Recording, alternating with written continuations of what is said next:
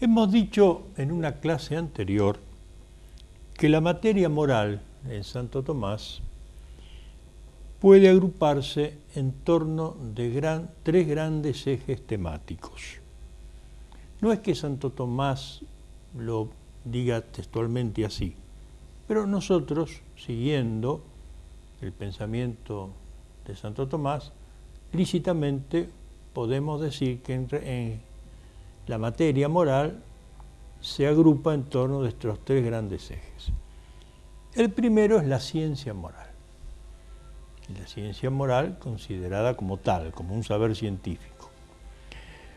Lo segundo es el sujeto moral, es decir, el hombre. Y lo tercero es algo que también tiene que ver con el sujeto moral, pero que de alguna manera se constituye en un eje aparte, que es el acto moral. De la ciencia moral, en cuanto a su estatuto epistemológico, su ubicación en el contexto de las ciencias humanas, sus relaciones con otras disciplinas científicas, sus ramas, etc., ya hemos tratado en una clase anterior. Vamos ahora, en esta clase, a tratar acerca del sujeto moral, es decir, del hombre. Respecto del hombre, muchísimas cosas podemos decir, desde luego, pero vamos a ceñirnos a los efectos de nuestro tema solamente a dos aspectos íntimamente vinculados entre sí. De un lado, vamos a hacer algunas breves consideraciones acerca de la naturaleza del hombre y después vamos a hacer también algunas consideraciones acerca del fin último del hombre.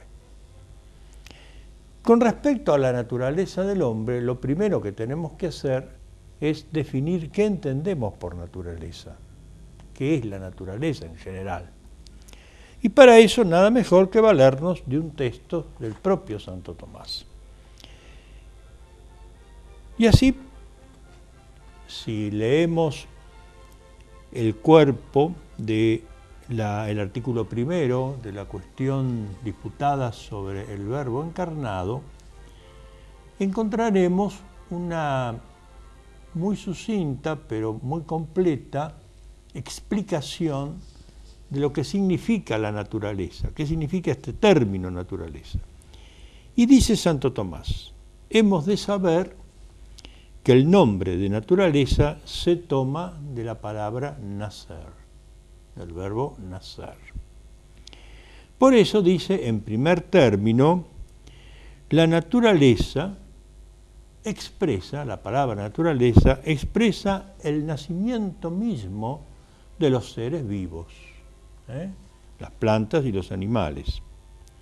Después, dice Santo Tomás, en una suerte de evolución semántica posterior de esta palabra naturaleza, este término se aplica para designar el principio mismo de este nacimiento. Primero entonces designa el nacimiento mismo, es decir, el hecho de nacer. Naturaleza viene del verbo latino nascor, nacer. Después, en una etapa posterior de la evolución semántica, la palabra naturaleza se toma como aquello que designa el principio del nacimiento de las cosas. Y puesto que el principio del nacimiento es algo intrínseco, es un principio interior, la palabra naturaleza vino a significar el principio interno del movimiento de los vivientes. Es decir, que la naturaleza entonces, en una todavía posterior etapa de su desarrollo semántico, viene a querer significar ese principio interior por el cual los seres vivientes nacen. Lo cual entonces la palabra naturaleza viene a asimilarse a la palabra movimiento.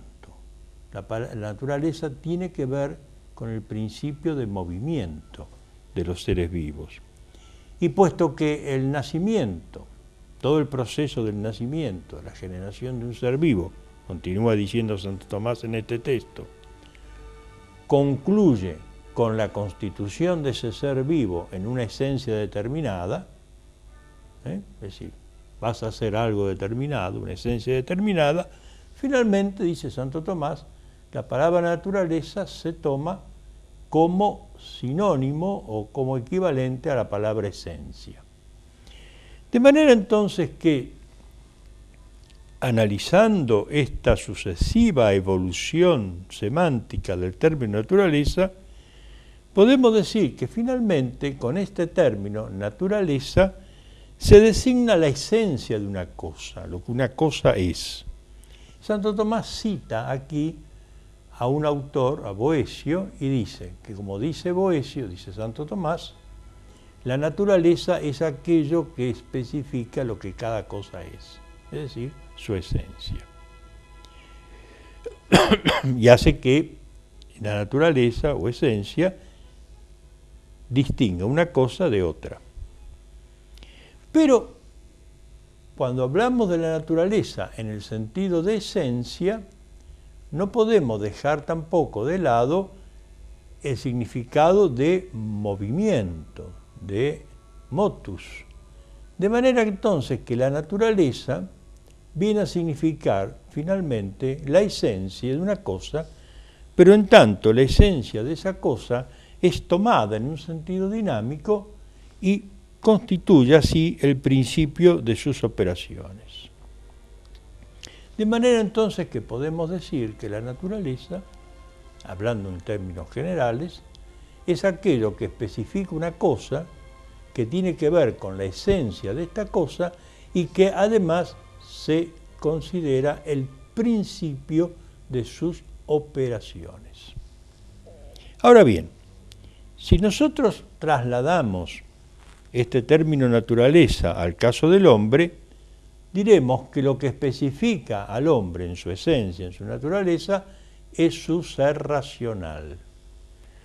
Como vimos en la primera de esta serie de clases sobre ética, de la mano del mismo Santo Tomás, el hombre, en cuanto es imagen de Dios, se define como un ser dotado de conocimiento intelectual y de voluntad libre, o libre albedrío. Esas serían las notas esenciales que constituyen la naturaleza del hombre. Decimos entonces, muy sencillamente, que el hombre es un ser de naturaleza racional. Bien, asentado esto, avancemos todavía un poco más. La naturaleza de una cosa, como dijimos, se relaciona con su ser específico. Pero también, en cuanto a la naturaleza es principio de movimiento y de las operaciones de un ser, como también dijimos, la naturaleza implica un modo de obrar. Es decir, que la naturaleza es un modo de ser que concomitantemente implica un modo de obrar. Y aquí entonces pasamos al tema del obrar, de la acción, la operación. Una naturaleza es una cosa determinada que opera de un modo determinado. Pero es aquí que cuando nosotros hablamos de operar, no podemos perder de vista que todo obrar, toda acción, no solo en el caso del hombre, sino en todos los seres, se hace siempre en vista de un fin. Todo se actúa, todo se opera en vista de un fin. Y ese fin no es otra cosa que el término de las operaciones de un ser determinado. Ahora bien, introducimos aquí entonces, en relación con la naturaleza, otra noción muy importante, la noción de fin. Naturaleza significa ser algo determinado, significa obrar algo determinado, de un modo determinado, pero también significa alcanzar un fin determinado. Cada naturaleza actúa en vista de un fin que le es propio. Y ese fin que le es propio, en definitiva, ¿en qué consiste? Consiste en que la misma naturaleza, que es principio de operación, y por lo tanto implica un modo de obrar, alcance mediante ese fin, la propia perfección de sí misma. En definitiva, todo lo que opera en vista de un fin, ese fin, no es solamente un término final en el sentido de que hasta aquí llega mi acción, sino que también es un objetivo a alcanzar, es decir, el fin implica que la naturaleza alcance su grado mayor de perfección, de plenitud. Por lo tanto, la noción de fin se articula ahora con la noción de perfección. De manera que si nosotros analizamos un poco las cosas con detenimiento, vamos a encontrarnos con que en definitiva la naturaleza es el principio de las operaciones y también el término final de las operaciones.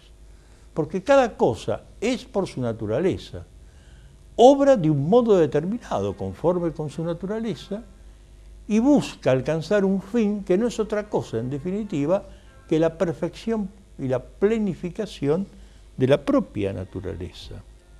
La naturaleza, entonces, como ustedes pueden ver, es una noción capital, una noción muy importante, porque implica la esencia de algo, el principio de su obrar, de su operación, y el término final de su operación, que es la perfección.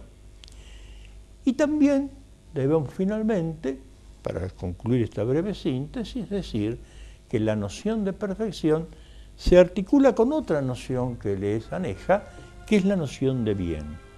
Esa perfección que cada cosa alcanza en su obrar, se conoce también con el nombre de bien. De manera que fin, perfección y bien son términos convertibles, son términos que están, digamos así, convirtiéndose uno en otro. Cuando hablamos de alcanzar un fin, estamos queriendo decir que estamos alcanzando una perfección. Y esa perfección que alcanzamos es el bien. Por eso, Santo Tomás dice, definiendo la noción de bien, que el bien es aquello que todos apetecen. ¿Pero por qué lo apetecen? Porque implica precisamente alcanzar una perfección que es propia. También Santo Tomás define el bien diciendo que el bien añade a la noción de ser el respecto de lo perfectivo. En realidad, el ser y el bien son convertibles. Difieren solamente en cuanto a la noción. El ser es lo que es y el bien es la perfección del ser. Muy bien. Dicho esto entonces, en términos generales, analicemos ahora cómo se aplica estos conceptos al caso del hombre. En tanto, el hombre es sujeto de las acciones morales, que es lo que nosotros intentamos examinar ahora. Muy bien, dijimos que la naturaleza humana es una naturaleza racional. Y cuando decimos naturaleza racional, estamos queriendo decir dos cosas esenciales: conocimiento intelectual y voluntad deliberada o libre albedrío. Dijimos también que el objeto formal de la moral es conducir las acciones humanas al fin propio del hombre, esto es, a su perfección, por lo tanto, a su bien último. Y es por esto que la indagación de la ética comienza con la consideración del bien. Lo primero que indaga la ciencia moral es qué es el bien. Porque precisamente el bien es aquello que constituye la perfección y por lo tanto el término final, el fin de las operaciones humanas. Pues si tenemos que conducir las acciones humanas hacia su último fin, ese último fin que, repito, implica la idea de perfección, en definitiva se resuelve en la noción capital del bien. De manera que la noción capital, fundamental de la ética, por la cual debe comenzar la indagación de esta ciencia, es precisamente la noción de bien. Y así vemos que comienza, por ejemplo, Aristóteles. Aristóteles, en su obra que ya hemos mencionado en otras ocasiones, la famosa Ética a Nicómaco, comienza indagando acerca del bien. Y veremos también que Santo Tomás hace lo mismo. También Santo Tomás inicia la exposición de la materia moral, por ejemplo en la Suma de Teología, que es donde con mayor grado de elaboración y precisión está esa materia moral expuesta, también, aunque desde otra visión, como veremos, Santo Tomás comienza con la noción de bien. Diremos entonces, si tenemos que analizar la noción de bien, que en términos generales, y en esto seguimos las líneas liminares de la Ética a Nicómaco de Aristóteles, llamamos bien aquello a lo que todo tiende. Dice Aristóteles, iniciando su Ética, toda acción humana, todo arte, toda ciencia tiende al bien. Y él por eso, dice Aristóteles, correctamente han dicho quienes han sostenido que el bien es aquello a lo que todo tiende. Ahora bien, ¿por qué todo tiende al bien? Porque todo tiende a su perfección, como a su fin.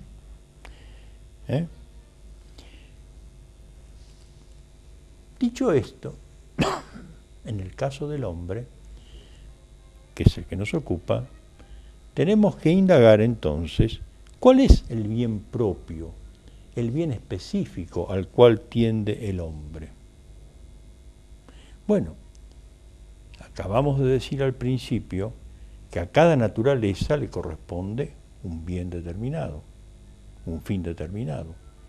Por lo tanto, partiendo de la base de que el hombre es un ser racional, dotado de conocimiento intelectual y de voluntad libre, entonces tenemos que indagar cuál es el bien último, el bien final, cuál es la perfección última, la perfección final, a la cual le corresponde tender al hombre, en tanto es precisamente una naturaleza racional.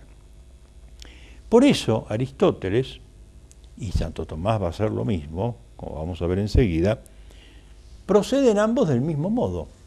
Es decir, van a analizar, van a pasar revista, digamos así, a las distintas clases de bienes que se ofrecen al hombre y teniendo en cuenta la naturaleza humana, van a procurar determinar cuál de entre esos múltiples bienes que se ofrecen a la voluntad del hombre es el que le corresponde como bien propio, como bien específico, congruente con su naturaleza racional. Es decir, hay una congruencia entre, o debe haber una congruencia, entre la naturaleza racional y aquel bien o fin hacia el cual tiende. Entonces, establecido esto, el paso siguiente, tanto en Santo Tomás como en Aristóteles, es pasar revista a la multitud de bienes que se ofrecen a la voluntad humana, a ver, a la posibilidad de la existencia humana, a ver de cuáles de esos bienes es el que, o cuál de entre esos bienes es aquel que merece ser llamado el bien propio humano, el bien propio del hombre, es decir, congruente con su naturaleza racional. Y así, tanto si nosotros leemos el libro primero de la Ética a Nicómaco, como si leemos, por ejemplo, las primeras cuestiones de la primera parte, de la segunda parte de la Suma, nos vamos a encontrar con que hay un paralelismo muy marcado en la exposición de estos dos textos.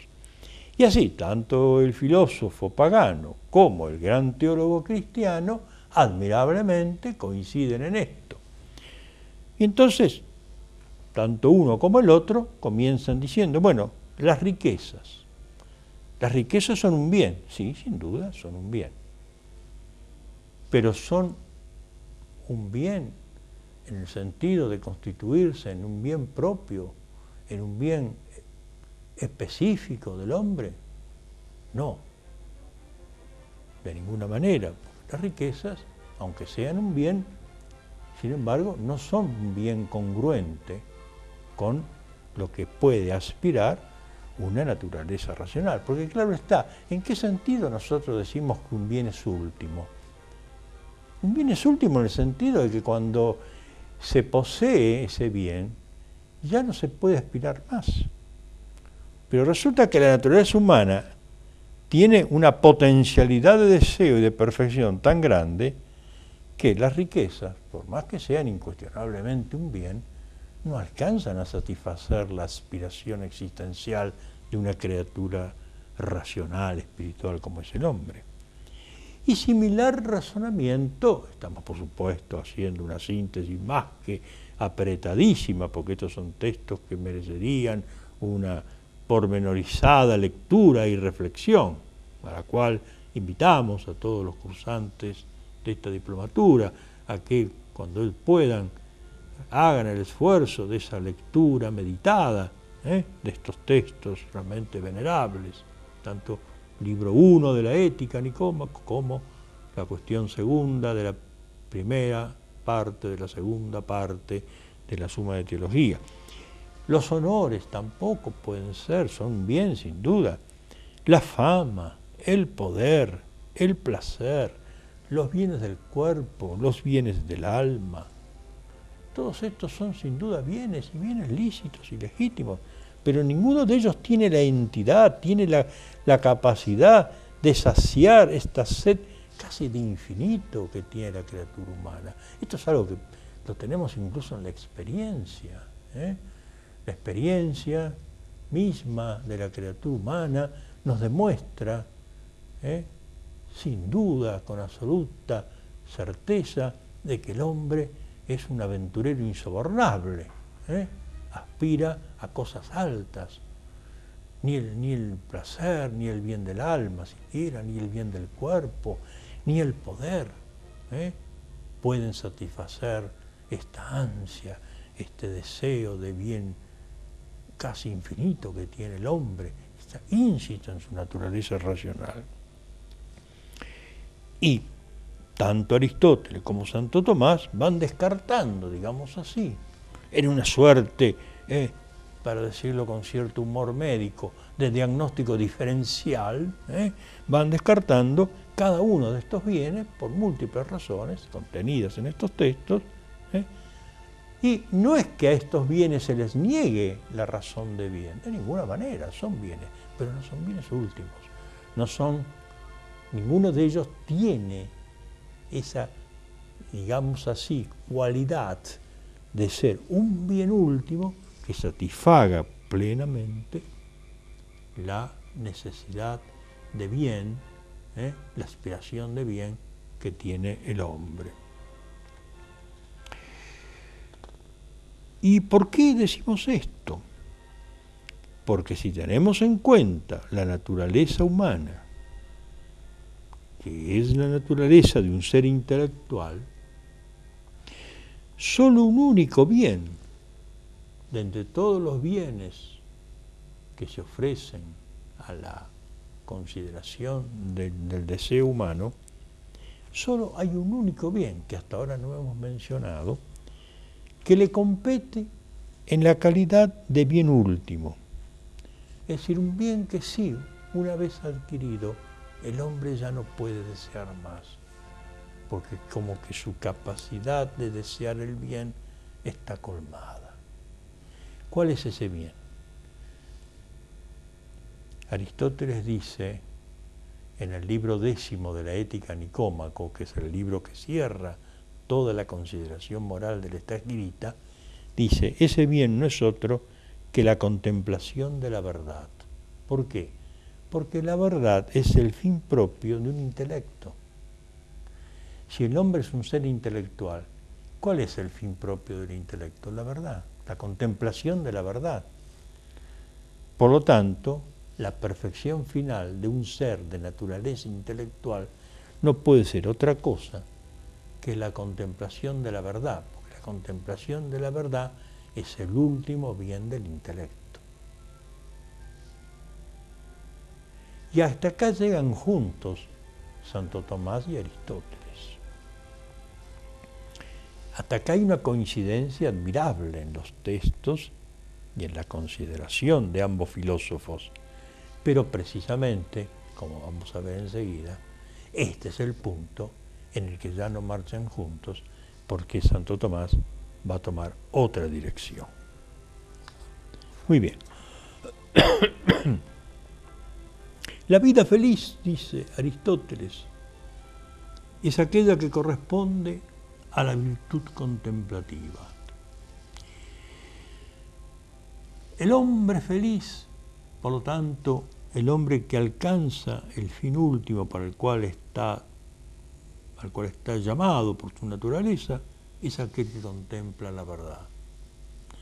Y Aristóteles dice, no cualquier verdad, sino aquella verdad primera, aquella verdad que es el fundamento de las otras verdades. Nadie es plenamente feliz porque conozca el teorema de Pitágoras. Sin duda el teorema de Pitágoras es una verdad, pero esa no es la verdad que puede satisfacer el ansia de bien del hombre. No, Aristóteles dice, y dice algo conmovedor Aristóteles, dice, es aquello más divino que hay en nosotros.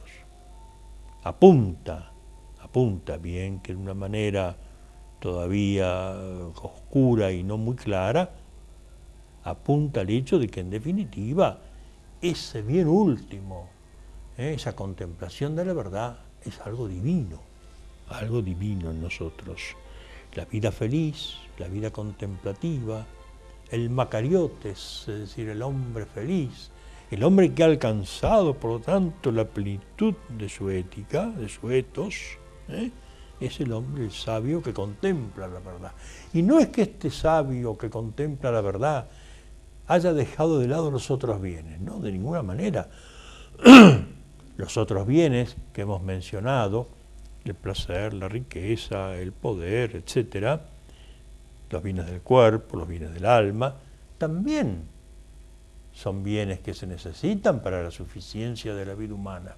Pero todos estos bienes deben ser procurados en orden al bien último, que es la contemplación de la verdad. No se trata de negar los otros bienes, se trata de subordinarlos a este bien último, que es la contemplación de la verdad. Muy bien. Pero claro, como decíamos antes, hasta aquí marchan de la mano Aristóteles y Tomás. Pero aquí se separan. ¿Por qué? Porque ahora ese bien, esa contemplación de la verdad, que aun cuando en Aristóteles hay un cierto preanuncio de que eso corresponde a algo divino, sin embargo, todavía en Aristóteles es un bien intramundano. Es un bien que se alcanza en esta vida. En cambio, Santo Tomás, iluminado por la revelación, dice no. Ese bien, esa felicidad, esa contemplación de la verdad, solo en parte se alcanzan en esta vida. Porque aún esa contemplación de la verdad de la que habla Aristóteles tampoco alcanza para satisfacer plenamente el deseo universal de bien del hombre. Ahora, esa eudaimonía, como la llama Aristóteles, esa felicidad contemplativa, ahora en Tomás adquiere un nombre específico. Se trata de la beatitud, es decir, la bienaventuranza. Por eso,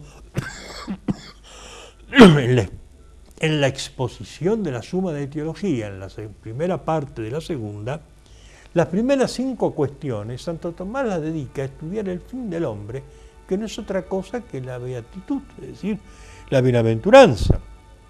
Los especialistas han separado este pequeño tratado constituido por estas 5 primeras cuestiones y lo han llamado De Beatitudine Hominis, tratado acerca de la bienaventuranza del hombre. Bien, son cosas legítimas que se pueden hacer sin violar de ninguna manera el espíritu ni el pensamiento de Santo Tomás.